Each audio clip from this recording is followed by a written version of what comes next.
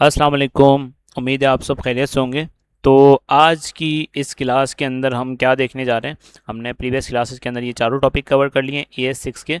और AS6 आपको पता है कि हमारी इस सीरीज़ के अंदर चल रही है। तो हम सिंपल क्या देखने जा रहे हैं, आज हम चार टॉपिक्स कवर करेंगे, ठीक है। फर्स्ट टॉपिक होगा हमारा exponential operator, second default parameter, rest parameter और लास्ट जो हमारा स्प्रेड ऑपरेटर, ठीक है। तो स्टार्ट करते हैं। सबसे पहले एक्सपोनेंशियल ऑपरेटर से, ठीक है। अच्छा, ऑपरेटर्स तो हमने जावास्क्रिप्ट के अंदर पढ़े थे। अगर आपको याद होगा कि हमने प्लस माइनस मल्टीप्लाई डिवाइड ये सारे हमने मॉड्यूलस ये हमने ऑपरेटर जावास्क्रिप्ट के अंदर कंप्लीट किए थे, ठीक है।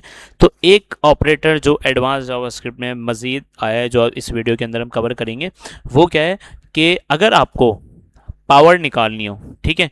पावर से मुराद ये है कि अगर आपको किसी भी नंबर की पावर निकालनी है तो आप सिंपल जावास्क्रिप्ट के अंदर किस तरह यूज़ कर सकते हैं उसको। जैसे कि फॉर एग्जाम्पल मेरे पास एक वेरिएबल है यहाँ पे नम, ठीक है। और नम के अंदर मैं यहाँ पे लेता हूँ 2। और अगर आपको एक्सपोनेंशियल ऑपरेटर यूज़ करना है तो वो किस तरह आप ऐड कर सकते हैं। मल्टीप्लाई का जो आपका साइन है वो, या स्टेरिक आप उसको बोलते हैं, या मल्टीप्लाई का साइन है, इसको आप 2 टाइम्स लिखेंगे। और पावर किसकी निकालनी है, मतलब कि 2 की पावर 4, ठीक है। कि 2 कितनी बार डिवाइड होगा, मतलब 2 कितनी बार मल्टीप्लाई होगा, इसके सिंपल हम ये लिख देते हैं 2 मल्टीप्लाई बाय 2 मल्टीप्लाई 2 और मल्टीप्लाई 2, ठीक है। तो ये हमारी क्या होती है पावर, कि भाई 2 मल्टीप्लाई कितनी दफ़ा होगा, 4 टाइम्स। ये हमारी क्या होती है पावर निकालने का हमारे ये एक्सपोनेंशियल ऑपरेटर है, ठीक है। अच्छा, 2 मल्टीप्लाई 2 4, 4 टू ज़ा 8, 8 टू ज़ा 16। तो इसका आंसर क्या आ जाना चाहिए 16। अगर हम लॉग कंसोल लॉग करके देखें तो सिंपल चला के अगर हम देखें तो हमारे पास क्या आ रहा है 16, ठीक है। अच्छा, अगर सेम इसी तरह से अगर हम एक काम करते हैं, इसको लेके आ जाते हैं नीचे और इसको हम कर देते हैं 4 6। तो अब इसकी वैल्यू क्या होगी, तो चलिए थोड़ा सा करके देखते हैं। यहीं पहले खुद से हम, क्योंकि जावास्क्रिप्ट तो आंसर देगा, हम खुद से भी निकाल लें। तो 4 मल्टीप्लाई 4 मल्टीप्लाई 4, ठीक है, मल्टीप्लाई 4 कितना हो गया 4 टाइम्स, 5 टाइम्स एंड 6 टाइम्स, ठीक है। तो इक्वल टू क्या होगा 4 4 जा 16, 16 4 जा 16 4 जा हो गया हमारा 64, ठीक है। 64 4 जा, ठीक है। तो ये बहुत लंबी होती जा रही है, ठीक है। तो हम एक काम करते हैं, जावास्क्रिप्ट से ही पूछ लेते हैं, बल्कि जावास्क्रिप्ट नहीं, हम कैलकुलेटर पे चलते हैं, ठीक है। तो कैलकुलेटर से पूछते हैं कि भाई इसका आंसर क्या आना चाहिए, फिर हम जावास्क्रिप्ट पे आ जाएंगे। तो 4, उसके बाद क्या होता है पावर, और पावर हमें कितनी दी है 6। तो हमें इसका आंसर क्या आना चाहिए भाई 4096। तो अगर हम देखने जाएं जावास्क्रिप्ट ने क्या आंसर दिया है हमें, तो जावास्क्रिप्ट ने भी हमें सेम आंसर दिया है 4096, ठीक है। तो इस तरह से आप पावर अगर आपको निकालनी है तो हम ये वाला ऑपरेटर एक्सपोनेंशियल ऑपरेटर यूज़ कर सकते हैं। इसको आप टू बार मल्टीपल जो मल्टीप्लाई का आइकन है, मल्टीप्लाई का जो ऑपरेटर है वो आप यूज़ करेंगे, मल्टीप्लाई का जो साइन है वो यूज़ करेंगे, तो आप इस तरह से आपका एक्सपोनेंशियल ऑपरेटर बन जाएगा, ठीक है। तो ये हमारा पहला टॉपिक यहाँ पे कवर हो गया है, ठीक है।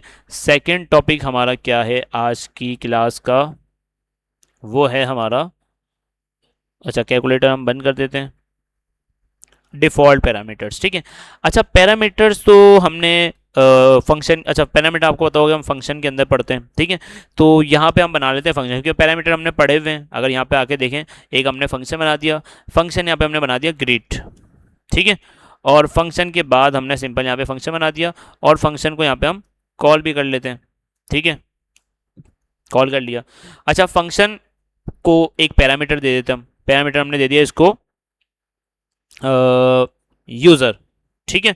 और यहाँ पे अगर हमें कंसोल करवाना है इस यूज़र को, तो हम सिंपल बोल देते हैं टेम्पलेट डिटेल यूज़ करते हैं, क्योंकि हमने टेम्पलेट डिटेल जो है वो ईजी है, वो यूज़ कर लेंगे हम। तो यहाँ पे हम बोलते हैं भाई वेलकम, वेलकम और साथ साथ यूज़र, ठीक है। अब हमने पैरामीटर यहाँ पे दिया हुआ है, आपको होता है, और पैरामीटर जैसे ही वो फंक्शन कॉल होगा, हम यहाँ से क्या पास करते हैं आर्ग्यूमेंट, और यहाँ पे हम क्या रिसीव करते हैं पैरामीटर। तो पैरामीटर हम यहाँ पे शो करा दिया, तो हम यहाँ पे कॉल कर रहे हैं अहमद, ठीक है, कि अली अहमद, ठीक है। तो यहाँ पे क्या होगा, जैसे मैंने फंक्शन कॉल किया, अली अहमद यहाँ पे आ जाएगा, पैरामीटर में जाएगी, उसकी वैल्यू वैल्यू रिसीव करेगा, और यहाँ पे आपको वेलकम अली अहमद लिखा हुआ शो हो जाएगा। चले देखते हैं, तो वेलकम अली अहमद आ गया। अच्छा, क्या ऐसा हो कि अगर मैं फंक्शन कॉल करूं और उसको वैल्यू आर्ग्यूमेंट पास ना करूं, तो अब क्या होना चाहिए? तो यहाँ से कोई वैल्यू जाएगी नहीं, इसका मतलब कि वैल्यू जाएगी नहीं तो यहाँ पे वैल्यू मिलेगी नहीं इसको, तो यहाँ पे क्या आ जाएगा? Welcome undefined. अब अगर आप फंक्शन कॉल कर रहे हैं और वैल्यू आपने नहीं दी, तो अब जब अगर फॉर एग्जाम्पल आपने एक स्क्रीन के ऊपर दिखा दिया वेलकम अली अहमद, और अब यूज़र को आप दिखा रहे हैं वेलकम अनडिफाइंड, तो यूज़र बोलेगा ये अनडिफाइंड क्या होता है, यूज़र को तो पता ही नहीं है। तो आप सिंपल इसके लिए क्या यूज़ करते हैं? Default parameter. डिफ़ॉल्ट पैरामीटर क्या होता है कि अगर यूज़र ने वैल्यू नहीं दी तो आप सिंपल खुद की तरफ से एक वेरिएबल डिफ़ॉल्ट के तौर पे आप यहाँ पे ऐड करवा दें, और इसको बोलते हैं गेस्ट। ठीक है, कोई भी कुछ भी बोल सकते हैं, हेलो बोलते हैं, वर्ल्ड बोलते हैं, एबीसी बोलते हैं, कुछ भी। ठीक है, लेकिन हम फिलहाल गेस्ट बोल रहे हैं कि भाई अगर यूज़र ने फंक्शन कॉल करते वक्त आर्ग्यूमेंट ना दिया तो आप उसकी जगह डिफ़ॉल्ट पैरामीटर सेट कर देना, डिफ़ॉल्ट वैल्यू सेट कर देना, क्या? गेस्ट। तो अगर अभी हम चला के देखें तो मैंने सिंपल फंक्शन यहाँ पे कॉल किया, वैल्यू उसको आर्ग्यूमेंट उसको मैंने नहीं दी, तो यहाँ पे ये क्या करेगा? अगर आर्ग्यूमेंट नहीं आएगा तो ये डिफ़ॉल्ट पैरामीटर चला देगा, डिफ़ॉल्ट पैरामीटर के अंदर जो वैल्यू है वो शो करवा देगा। लेकिन अगर हमने यहाँ पे फंक्शन के अंदर आर्ग्यूमेंट कॉल किया हुआ है तो ये क्या करेगा? जो हमने फंक्शन के अंदर आर्ग्यूमेंट कॉल किया है सिर्फ वही हमें शो करवाएगा। ठीक है, तो चला के देखते हैं। देखिए पहला हमें क्या आ गया? वेलकम अली अहमद, जो कि हमने यहाँ से पास किया था, यहाँ पे उसको रिसीव हुआ और यहाँ पे उसने शो करवा दिया। लेकिन सेकंड के अंदर हमने वैल्यू पास नहीं की थी तो उसने क्या करवा दिया? Welcome guest. इसका मतलब क्या है कि अगर फंक्शन आपने वैल्यू पास कर दी, पास नहीं की, आर्ग्यूमेंट आपने पास नहीं किया फंक्शन कॉल करते वक्त, तो ये क्या करेगा? आपकी वैल्यू डिफ़ॉल्ट जो आपने सेट कराई है वो शो करवा देगा। ठीक है, तो इसको हम बोलते हैं डिफ़ॉल्ट पैरामीटर, कि अगर आपने कोई वैल्यू फंक्शन कॉल करते वक्त नहीं दी। अच्छा, एक और वैल्यू यहाँ पे, एक और फंक्शन यहाँ पे कॉल कर लेते हैं और इसको हम वैल्यू पास कर देते हैं वैल्यू जॉन। ठीक है, तो सिंपल क्या होगा?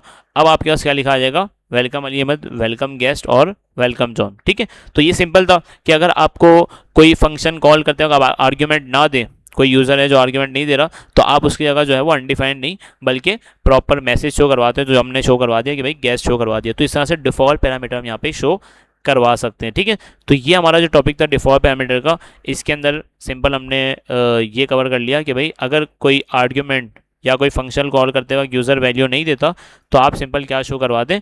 जो आपने डिफ़ॉल्ट वैल्यू सेट की है आप वो शो करवा दें। ठीक है, क्योंकि अनडिफाइंड शो करवाएंगे तो स्क्रीन के ऊपर अनडिफाइंड जो है वो शो करवाएंगे तो अच्छा नहीं लगेगा। ठीक है, तो यूज़र बोलेगा ये अनडिफाइंड क्या होता है। ठीक है, तो इसलिए हमें कोई ऐसा काम शो ही नहीं करवाना स्क्रीन के ऊपर जो यूज़र जो है उसके ऊपर क्वेश्चन करें। ठीक है, अच्छा तीसरा हमारा जो टॉपिक है आज का वो क्या है? Rest parameter. अच्छा, पैरामीटर की ही बात हो रही है तो हम एक काम कर रहे हैं, यहाँ पे एक फंक्शन बना लेते हैं। ठीक है, और इस फंक्शन का नाम दे देता मार्क्स। ठीक है, और मार्क्स का फंक्शन अभी हम, अच्छा मार्क्स क्या करेगा? कंसोल प्रिंट करवा देगा और कंसोल में जो है ना मार्क्स प्रिंट हो जाएंगे। तो जो भी मार्क्स की वैल्यू आएगी, जैसे कि फॉर एग्जांपल मैंने अब तक हम क्या कर रहे थे? मैंने मार्क्स फंक्शन कॉल किया, अब यहाँ से मैं इसको देता हूँ, मेरे पास एक सब्जेक्ट है, ठीक है, जिसके अंदर मेरे मार्क्स आए हैं भाई 20। तो मैं यहाँ पे क्या करूँगा?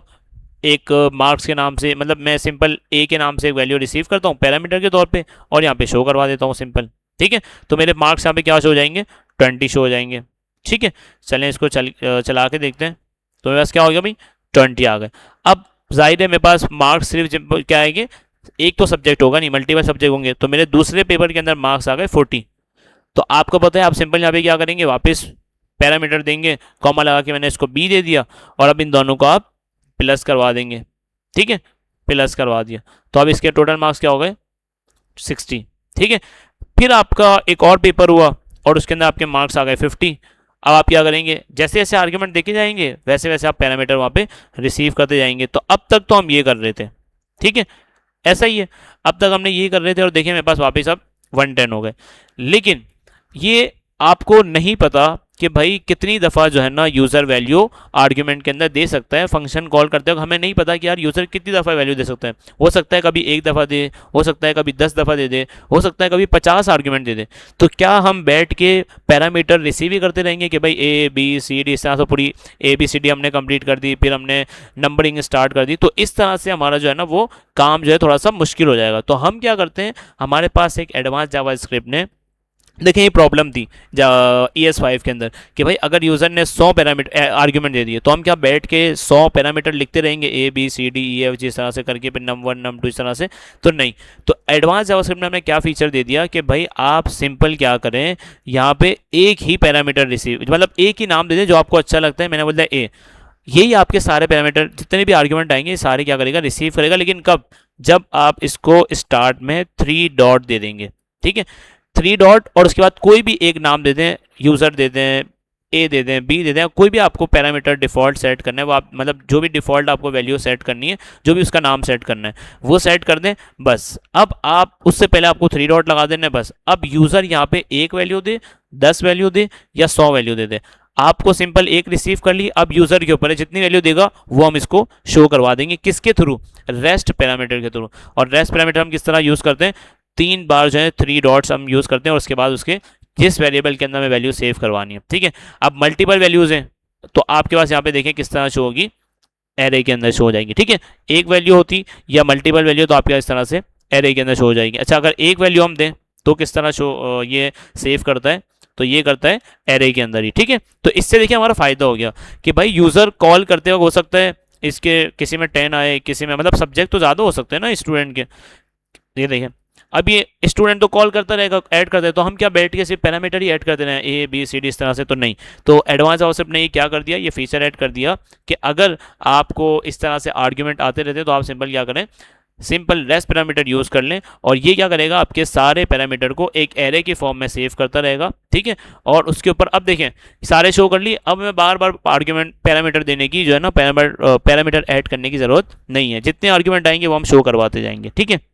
अच्छा, अब यहाँ पे देखिए हमारे कितने सारे फायदे हो गए कि एरे आ गया। अब एरे के ऊपर हम लूप भी चला सकते हैं, लूप चला के अगर इसको प्लस करवाना है प्लस करवा लें, इसकी लेंथ मालूम कर सकते हैं, साथ साथ इसके ऊपर जितने भी एरे के मेथड है वो हम लगा सकते हैं। तो ये हमें और मजीद इसके साथ लगाने का, रेस्ट पैरामीटर लगाने का फ़ायदे भी हो गए कि हमें अगर प्लस प्लस करना है हम सिंपल लूप चलाएं और सबको प्लस कर दें एक ही साथ, ठीक है, आई प्लस कर दें तो सारे प्लस हो जाएंगे।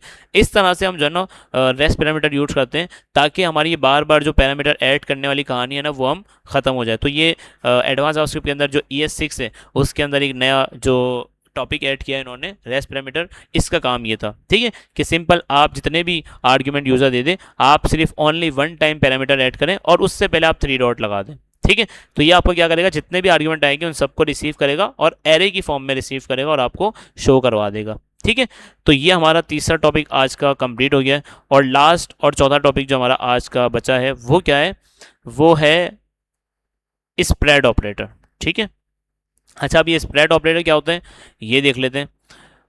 अच्छा, सिंपल स्प्रेड ऑपरेटर आप ये समझ लें कि कोई भी चीज़ आपको कॉपी करा के दूसरी वाली वैल्यू के अंदर देनी हो, अपडेटेड वैल्यू के अंदर आपको देनी हो तो आप दे सकते हैं। अच्छा, स्प्रेड ऑपरेटर आपका ऑब्जेक्ट के ऊपर भी चलता है और एरे के ऊपर भी चलता है, ठीक है। तो दोनों देख लेते हैं कि सबसे पहले देखें हम ऑब्जेक्ट देख लेते हैं, ठीक है। तो मैं फिलहाल यहाँ पे एक ऑब्जेक्ट बना रहा हूँ स्टूडेंट इन्फो, ठीक है। मुझे स्टूडेंट की इन्फॉर्मेशन चाहिए, ठीक है, या स्टूडेंट की जगह हम इसको बोलते हैं, ठीक है, स्टूडेंट इन्फो कर दिया मैंने, ठीक है। अच्छा, अब मैंने सबसे पहले स्टूडेंट की इन्फो ले ली, मैंने स्टूडेंट का नाम ले लिया, स्टूडेंट का नाम है हमारे पास अली कर देते हैं, ठीक है। और स्टूडेंट की एज जो है वो हम कर देते हैं, स्टूडेंट की एज है 19, ठीक है। ये हमारे पास एक स्टूडेंट आ गया, इसकी हमने डिटेल ले ली, ठीक है। अब हमारे पास हम क्या करते हैं, एक और ऑब्जेक्ट बनाते हैं जिसके अंदर स्टूडेंट की एकेडमिक इंफॉर्मेशन ले लेते हैं, ठीक है।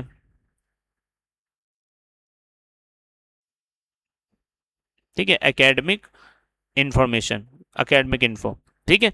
और अब यहाँ पे एकेडमिक इन्फो से अंदर क्या ले लेंगे हम, एकेडमिक से इसके अंदर इसका ले लेंगे, रिजल्ट ले लेंगे इसका, ठीक है, कि इसका रिजल्ट क्या आया है, तो रिजल्ट आया है A+, ठीक है। और साथ साथ इसका ग्रेड क्या आया है, तो ग्रेड भी हम ले सकते हैं, या नंबर क्या है वो ले सकते हैं, सिंपल ग्रेड कर देते हैं, ठीक है। ग्रेड तो सॉरी हमने ऐड कर दिया है, परसेंटेज ले लेते हैं हम, ठीक है। तो परसेंटेज हम ले लेते हैं कि भाई कितनी परसेंटेज बनी है आपकी, भाई A+ है तो 80% हमने बना दिया आपकी, ठीक है। तो अब ये देखिए ऊपर हमने स्टूडेंट की इन्फो ले ली है और नीचे स्टूडेंट का एकेडमिक इंफॉर्मेशन ले लिया। अब इन दोनों को मुझे एक जगह रखना है, जैसे अगर मैं यहाँ पे कंसोल करवाऊँ इन दोनों को, तो मतलब कि मुझे इन दोनों की वैल्यू को एक ऑब्जेक्ट बनाना है। जैसे कि मेरे पास ये दोनों, मतलब स्टूडेंट की इन्फॉर्मेशन भी मैंने अलग सेव की है, स्टूडेंट का नाम भी मुझे मैंने अलग सेव किया, लेकिन जब मैं उस स्टूडेंट को कॉल करूं मेरे पास उस स्टूडेंट की सारी वैल्यूज़ या सारी डिटेल्स आनी चाहिए। तो वो सिंपल हम क्या करते हैं, एक नया ऑब्जेक्ट बना लेते हैं जिसको हम बोलते हैं स्टूडेंट डेटा। अब इस जब भी मैं स्टूडेंट डेटा को कॉल करूं तो मेरे पास स्टूडेंट का सारा डेटा आना चाहिए, नाम भी आना चाहिए और उसकी एकेडमिक इन्फॉर्मेशन भी आनी चाहिए। तो मैं सिंपल यहाँ पे क्या यूज़ कर सकता हूँ, अगर मेरे पास कोई पहले से ऑब्जेक्ट बना हुआ है और मुझे वो न्यू ऑब्जेक्ट के अंदर ऐड करना है तो सिंपल उसके लिए मैं यूज़ कर सकता हूँ स्प्रेड ऑपरेटर। और स्प्रेड ऑपरेटर क्या क्या होता है, आपके 3 डॉट और उसके बाद आपको जो ऑब्जेक्ट यहाँ पे यूज़ करना है वो आप लगा दें, तो वो क्या करेगा, जो ऑब्जेक्ट आपने पहले बनाया हुआ है उसको सेम कॉपी करके उठा के आपका इस ऑब्जेक्ट में ला के रख देगा। ठीक है, ठीक है। अच्छा, अब दूसरी स्टूडेंट की इन्फॉर्मेशन, एकेडमिक इन्फॉर्मेशन भी चाहिए, तो मैं सिंपल 3 डॉट करूँगा कि भाई वो जो पुरानी वाली वैल्यू है वो भी साफ ला के आप इसके अंदर रख दो। अब अगर मैं इसको कंसोल करवा लूँ स्टूडेंट डेटा को, तो यहाँ पे देखिए आपके पास स्टूडेंट डेटा के अंदर दोनों इन्फॉर्मेशन आनी चाहिए। ठीक है, क्यों, क्योंकि मैंने दोनों इन्फॉर्मेशन यहाँ पे इसको सेट करवा दिया। ठीक है, चला के अगर हम देख लें तो देखिए मेरे पास क्या आ गया भाई, नेम भी आ गया, एज भी आ गया, परसेंटेज भी आ गया और रिजल्ट भी आ गया। इससे क्या हुआ कि अगर आपको दोनों ऑब्जेक्ट की इंफॉर्मेशन एक जगह चाहिए थी तो आपने सिंपल क्या किया, उसको स्प्रेड करके, स्प्रेड ऑपरेटर यूज़ करके आपने उसको, उसकी जो वैल्यूज थी उसको अपने पास न्यू ऑब्जेक्ट के अंदर गेट कर लिया। ठीक है, एक प्रैक्टिस तो हमने ये कर लिया, ऑब्जेक्ट के साथ एक और कर लेते हैं। ठीक है, इसको हम बंद करते हैं और साथ साथ सिंपल यहाँ पे लिखते हैं एड लेट और यहाँ पे लिख देते हैं यूज़र। ठीक है, और यूज़र के सिंपल यहाँ पे यूज़र इन्फो कर देते हैं। ठीक है, और यहाँ पे मैंने यूज़र का नाम ले लिया वापस, जॉन। ठीक है, और यूज़र की मैंने ले ली एज। ठीक है, तो यूज़र की एज मैंने ले ली यहाँ पे 44। अब मुझे बाद में ख्याल आता है कि यार यूज़र की एज तो ले ली, नेम तो ले लिया, लेकिन यूज़र की मुझे कुछ और डेटा चाहिए, तो मैंने सिंपल बोल दिया यूज़र अदर इन्फो। ठीक है, और इसके अंदर मुझे उसकी ईमेल चाहिए। ठीक है, तो मैं बोलूँगा इसको ईमेल, और ईमेल के अंदर आ जाएगी मेरे पास john@gmail.com। ठीक है, लेकिन अब इसके अंदर मुझे पुराना डेटा भी चाहिए जो पहले से उसका मौजूद है, यूज़र की जो इन्फॉर्मेशन है। तो वो सिंपल आप किस तरह कर सकते हैं, वापस डॉट डॉट लगाएं और आपको जो इन्फॉर्मेशन उसकी चाहिए वो आपके पास यहाँ पे कॉपी की शक्ल में आके यहाँ पे इस ऑब्जेक्ट के अंदर ऐड हो जाएगी। ठीक है, और आप इसको जब प्रिंट करवाएंगे किसको, यूज़र अदर इन्फो को, तो आपके पास वो वाली वैल्यूज़ भी आ जाएंगी जो पहले आपने ऐड कराई हुई है, जो पहले आपने ऑब्जेक्ट बना के सेव कराई हुई है। वो सिंपल क्या करेगा, स्प्रेड ऑपरेटर के थ्रू आपके पास simple as it is copy होकर आपके इस ऑब्जेक्ट में आ जाएगी और ये वाली वैल्यू भी ये ऐड कर देगा। तो अब इस ऑब्जेक्ट के अंदर जो यूज़र अदर इन्फो है इसके अंदर कितनी वैल्यू आनी चाहिए, 2 ये वाली और तीसरी ये वाली। ठीक है, तो चला के देखते हैं। तो देखिए मेरे पास कितनी वैल्यूज आ गई, नेम, ईमेल और एज। ठीक है, तो इस तरह से आप स्प्रेड ऑपरेटर का यूज़ करके पुरानी वैल्यू को या जो पहले से बनी वैल्यू उसको अपने पास नई वैल्यू के अंदर, नए ऑब्जेक्ट के अंदर गेट कर सकते हैं और यूज़ कर सकते हैं। ठीक है, अच्छा ये तो ऑब्जेक्ट की बात हो गई। एरे की बात करते हैं, तो एरे भी सिंपल इसी तरह से मैंने एरे 1 यहाँ पे लगाया और इसको मैंने बोल दिया 1 2 3, और एक एरे 2 ले लिया और इसको मैंने बोल दिया 4 5 6। अब मुझे इन दोनों एरे को एक थर्ड एरे के अंदर ऐड करना है, या सिंपल मैं कंसोल कर लूँ यहाँ पे, मैंने उसको बोला भाई मुझे एरे भी चाहिए दोनों सेम, मतलब दोनों एरे मुझे एक के अंदर चाहिए। ठीक है, एक एरे के अंदर चाहिए, तो मैं सिंपल थर्ड एरे बना लेता हूँ एक और इसको बोलता हूँ भाई एरे 3। ठीक है, या इसको बोल देते हैं रिजल्ट।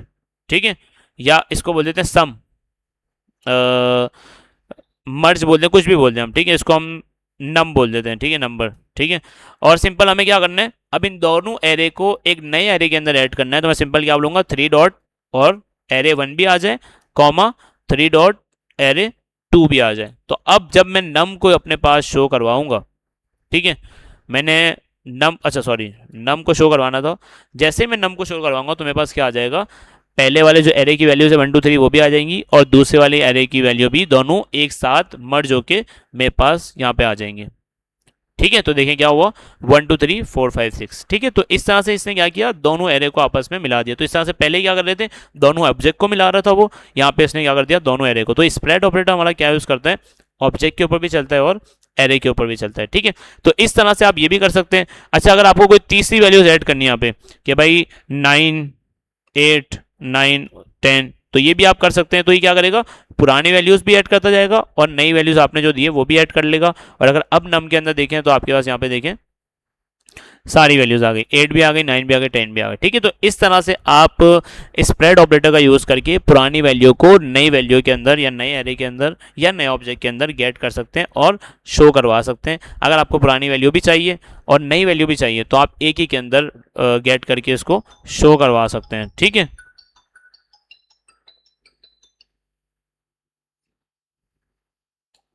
ठीक है, तो हमने फिलहाल आज की क्लास के अंदर जो चार चीज़ें सीखी वो क्या है, थोड़ा सा जल्दी से रैपअप करते हैं। एक्सपोनेंशियल ऑपरेटर सीखा, जिसमें अगर हमें पावर निकालनी है तो वो हम यूज़ कर सकते हैं पावर निकालने के लिए, हमने इसका एक ऑपरेटर सीखा। उसके बाद डिफ़ॉल्ट पैरामीटर क्या सीखा उसके अंदर, कि डिफ़ॉल्ट पैरामीटर क्या होता है कि अगर आपको कोई यूज़र फंक्शन कॉल करते वक्त पैरामीटर ना दे तो आप अपनी तरफ से डिफ़ॉल्ट पैरामीटर सेट कर सकते हैं ताकि यूज़र को स्क्रीन के ऊपर अनडिफाइंड की जैसी जिस तरह की चीज़ें शो ना हो। ठीक है, रेस्ट पैरामीटर क्या होता है कि सेम पैरामीटर के अगर फंक्शन कॉल हुआ और यूज़र ने अगर एक आर्ग्यूमेंट दिया या 10 आर्ग्यूमेंट दे दिया, 50 आर्ग्यूमेंट दे दिए, तो आप बार बार जो है ना पैरामीटर को रिसीव करने नहीं बैठेंगे, बल्कि आप रेस्ट पैरामीटर यूज़ करेंगे जो आपका क्या काम करेगा कि आपकी सारी वैल्यूज़ को रिसीव कर लेगा एरे की फॉर्म में, और उसके ऊपर आप जो भी वर्किंग करना चाहें वो आप कर सकते हैं। लूप चलाना चाहें या लेंथ मालूम करना चाहें वो आप कर सकते हैं।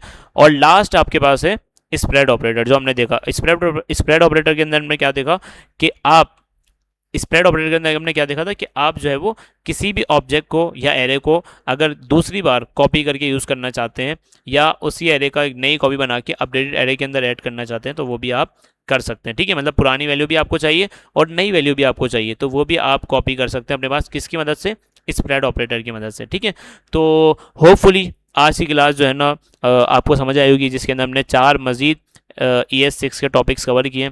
तो आज की क्लास में इतना ही, मिलते हैं नेक्स्ट क्लास में, तब तक के लिए अल्लाह हाफिज़।